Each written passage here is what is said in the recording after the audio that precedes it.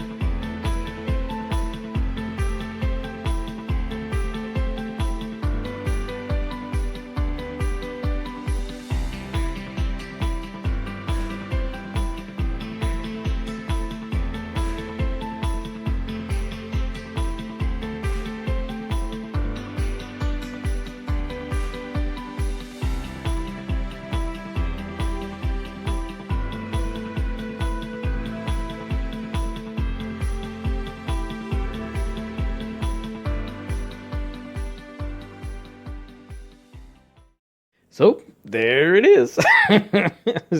As horrific as it is. So yeah, I hurt that pen pretty bad. So you can tell by some of the lines being super dark and the other sections are light that spoil board is not parallel to the motion of the gantry yet. And those are the next steps to tram that spindle and then level the spoil board. But I just wanted to do something fun there. In Fusion 360, this is a trace operation, so it's kind of fun to do. Anyway, thanks for watching.